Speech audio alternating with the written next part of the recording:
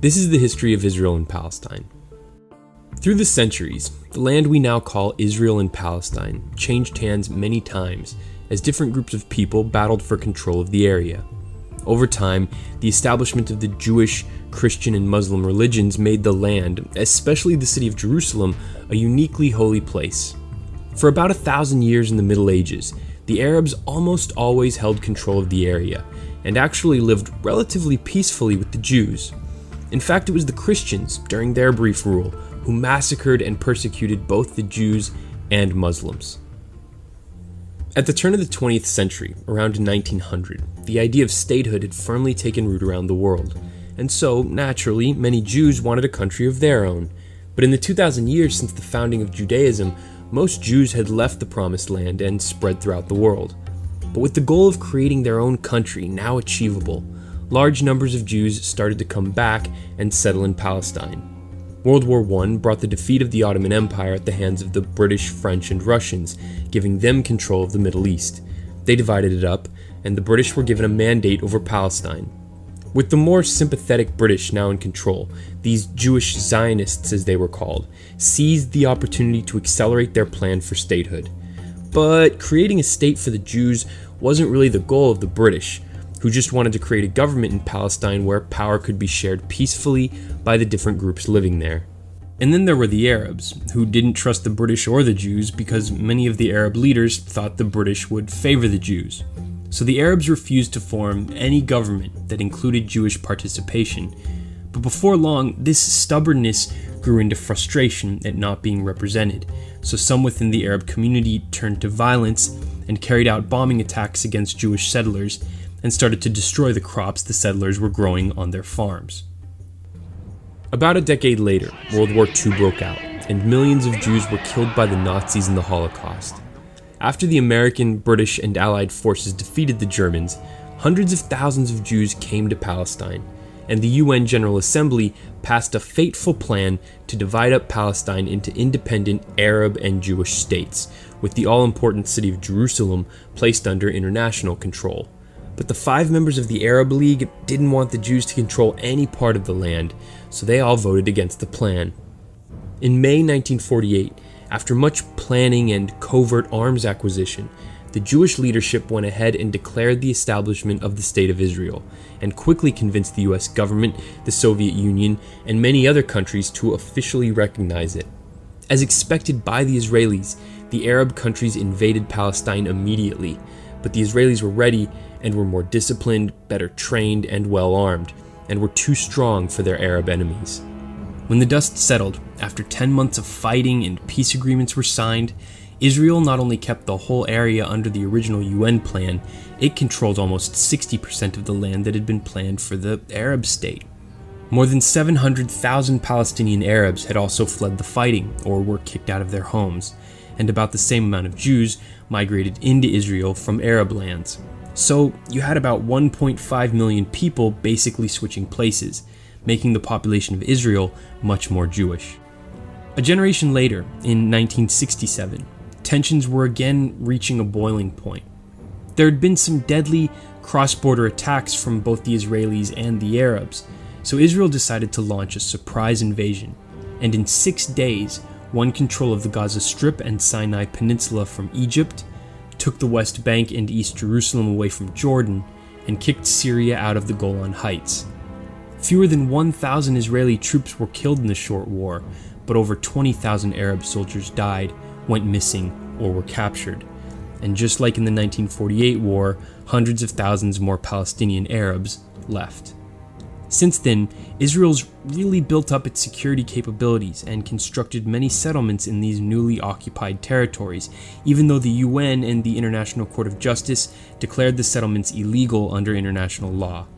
10 years after the war, Israel returned the Sinai Peninsula to Egypt, and in 2005 pulled its troops and the settlers out of the Gaza Strip. But there are around 750,000 Jewish settlers in the West Bank, East Jerusalem, and the Golan Heights. In 1993, Israel struck a deal with the leader of the Palestinian Liberation Organization, Yasser Arafat, and agreed to allow the Palestinians to set up a government and rule themselves in the Gaza Strip and the city of Jericho in the West Bank. In exchange, the PLO recognized the right of Israel to exist. This new Palestinian government, headed by Arafat, became known as the Palestinian Authority and was controlled by its majority party, Fatah. But not all Palestinians, especially people in the Gaza Strip, liked Arafat's more moderate approach, and so a split took place, leading to the rise of the more extremist Islamic party, Hamas, whose leaders refused to negotiate with Israel or recognize its right to exist. In 2006, Hamas won the Palestinian parliamentary election, but Fatah refused to be a minority party, and a violent power struggle between Hamas and Fatah played out in the streets of Gaza. After more than 100 people died in the fighting, Hamas controlled the area.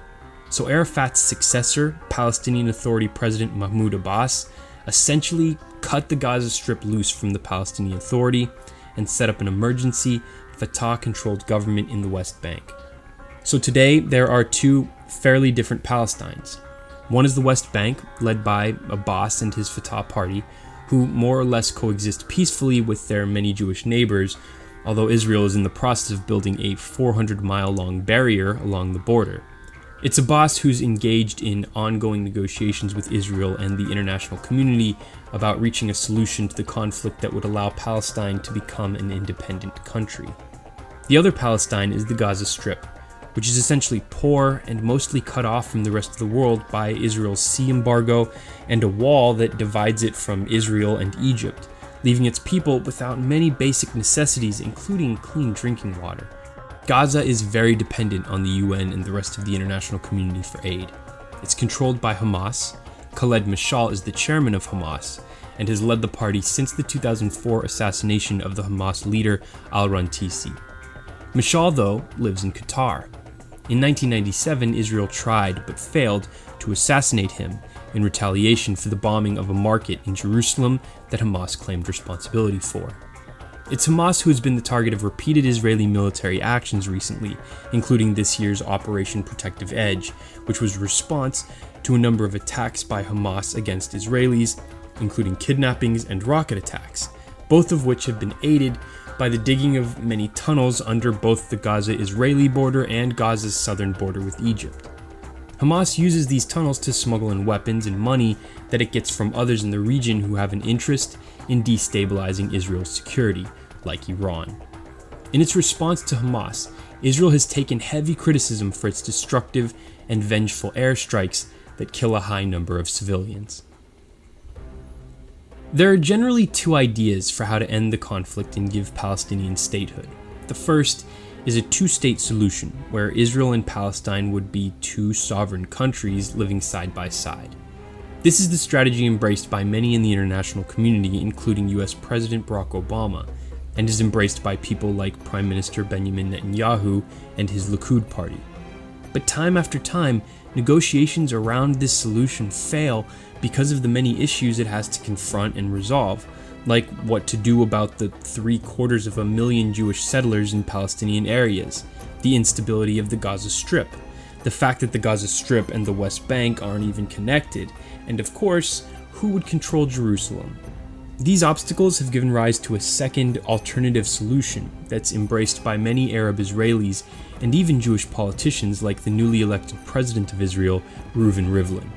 They think the only practical way to go is a one-state solution compromise, where neither the Palestinians nor the Jewish people get exactly what they want, but would instead be unified in one single state that would ensure equal rights for all of its citizens. Proponents of this plan think it would solve one of the world's toughest problems and remove the entire area from the criticism of the modern world. The main argument from Israelis against the one-state solution is that it would instantly end the idea of a Jewish state and would make Jews a minority again. But looking at the numbers on a combined Arab-Israeli state, Jews would number 6.6 million and Arabs around 5.6 million.